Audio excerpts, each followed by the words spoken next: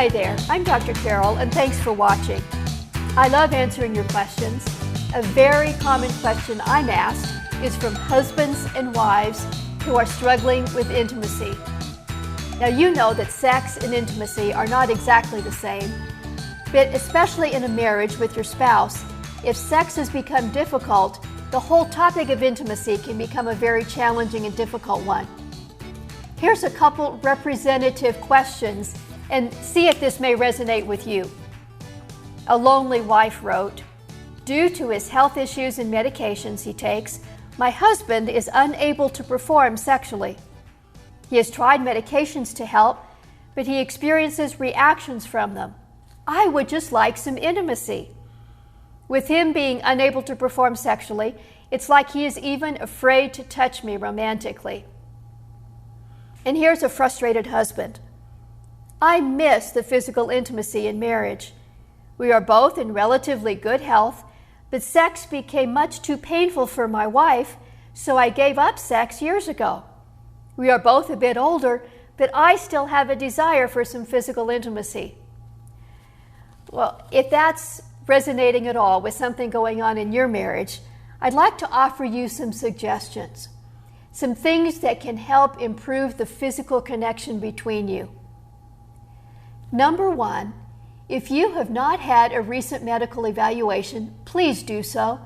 There are a number of medical circumstances that treatment can really help in this area. If you're a man and you're on medication, ask your doctor if there's an alternative that may have fewer sexual side effects. If you've tried a medication for erectile dysfunction and had reactions, ask about trying a different one. There are several available now, and one may work better than another. If you have not had an evaluation for low testosterone, please do so. Low testosterone is really quite common, and if that's you, treatment can make an enormous difference. And then for you as a woman, if intercourse has become difficult, painful, uncomfortable, again, see your doctor if you haven't recently. If it's before menopause, endometriosis is a very common reason for discomfort or pain with intercourse. There are also other conditions, dyspareunia, vulvodynia, that are treatable. If it's after menopause, ask about vaginal estrogen. The drop in estrogen at menopause changes the vaginal tissue, and many women find dryness, discomfort, even pain when that develops. Vaginal estrogen can change everything.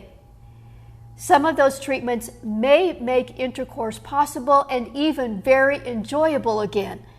So if you haven't seen your doctor recently, please do so. Number two, talk about intimacy, both the physical aspects such as sex and the other aspects of intimacy. When sex has become difficult or impossible, it can feel uncomfortable to talk about these things. You don't want to make your spouse feel uncomfortable. You don't want to feel uncomfortable. But I want to encourage you to push past that discomfort or embarrassment and talk about it. Doing that will help you feel closer together. Talk about what you may be afraid of. Talk about any physical discomfort or challenges that you have that may be embarrassing. Be open about that. Talk about what you wish you might be able to do. And at least as importantly, listen to your spouse. Hear what they may be afraid of, what may be embarrassing, what they may want. Just talking about it will help you feel closer together. And then number three, give and receive physical affection. I can certainly understand why it's hard to do that if intercourse has become impossible, but there's no reason why you can't and shouldn't stay physically connected with your spouse. Kiss each other, give hugs, caresses, hold hands, do some of those fun, cute little physical things that you did before. If you've been able to talk about sex and intimacy, you'll know what means love and what might become uncomfortable for your spouse. But there are many things in intimacy and physical affection that you can still enjoy. and I want to encourage you to do that. You can stay physically connected to each other. If this has been meaningful or helpful in any way, I'd love to hear from you. Just go to drcarolministries.com/contact us, and you can send me a confidential message. I read those personally. I'll respond every time I can, and I may be able to address your comment or question on an upcoming video just like this. Until next time, may God richly bless you. Now go and live well.